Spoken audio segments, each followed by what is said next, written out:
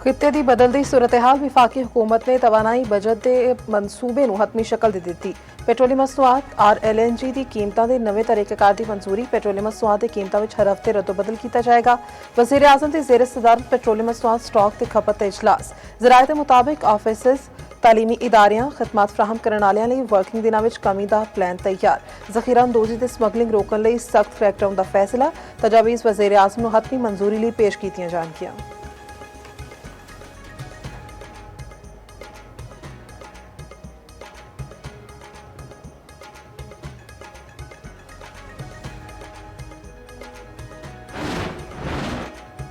सब तो पहले ईरान को खत्म करना चाहते हैं। यकीनी बनावांगे कि आइंदा ईरानी क़यादत अमरीका तो इसराइल को धमकी ना दे सके। अमरीकी सदर का कहना है कि आयतुल्ला खामनाई के पुत्र मुश्तबा हुसैनी नाकाबिले कबूल ने। खामनाई दी पॉलिसियां जारी रखने वाला लीडर कबूल नहीं। ईरान के अगले रहनुमा के इंतखाब में शामिल होना चाहते हैं।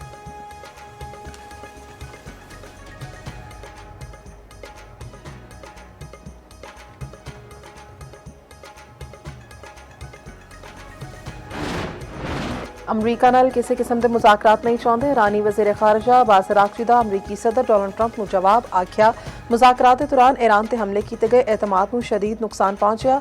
होर गलबात का रस्ता तकरीबन बंद हो गया है। दूजे पासे ईरानी लीडरशिप अबूरी कौंसल का चौथा इजलास। ईरानी सदर पेज़ेशकियां की ज़ेर सदारत इजलास होया। अमरीका इसराइल जंग में जवाबी हमलियां ते गलबात।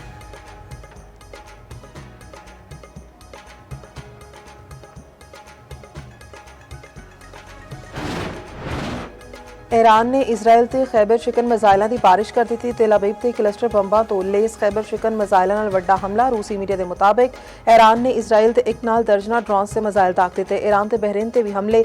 दारुल हुकूमत मनामा के 2 होटल ते रिहायशी इमारत निशाना बने। जानी नुकसान नहीं होया। ईरानी ड्रोन्स खलीज ओमान विच अमरीकी बेड़े इब्राहिम लिंकन ते हमला।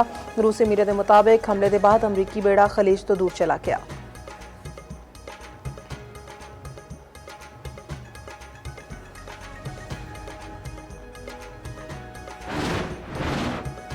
खलीजी ममालिक अमरीका में अपनी सरमाकारी के वादे की नज़रसानी कर सकते हैं। अमरीकी जरीदे फाइनेंशियल टाइम्स की रिपोर्ट के मुताबिक 3 वड्डियां मुआशत अमरीका तो होर जगह भी सरमाया नाल दस्तबरदारी ते गौर कर रही हैं। एक खलीजी अहदेदार का कहना है कि खलीज की 4 वड्डी मुआशत सऊदी अरब, मुतहदा अरब अमारात, कवैत ते कतर विच 3 ने मुश्तरका तौर पर अपने बजट ते मुआशत ते पैण वाले दबाव ते गलबात की। गैर मुल्की ममालिक या कंपनियां तो किए गए सरमायाकारी वादे। गुज़िश्ता साल ट्रंप ते सऊदी अरब, कतर, UAE के दौरे ते अमरीका में सैकड़ों अरब डॉलर की सरमायाकारी का वादा किया गया सी।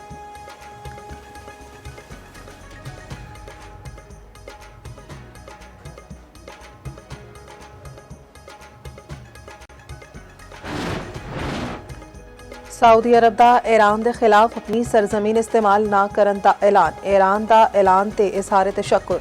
सऊदी अरब में ईरानी सफीर ने आखे कि ऐलान ते सऊदी अरब के शुक्रगुजार हाँ। दूजे पासे सऊदी वलीअहद शहजादा मोहम्मद बिन सलमान का कवैती हम मनसब। फलस्तीन ते जबूती के सदूर नाल टेलीफोनिक राबता। मशरक़ वस्ता की सूरत हाल ते होर उमूर ते तबादले ख्याल।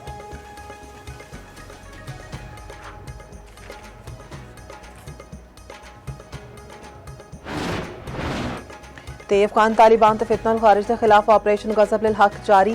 पाक फौज दी कामयाब कार्रवाइयां। सिक्योरिटी ज़राए के मुताबिक करम सेक्टर में पाक फौज के अफगान तालिबान की मुतअद्दिद पोस्टां तबाह। ऑपरेशन गज़ब हक अपने अहदाफ हासिल होने तक जारी रहेगा।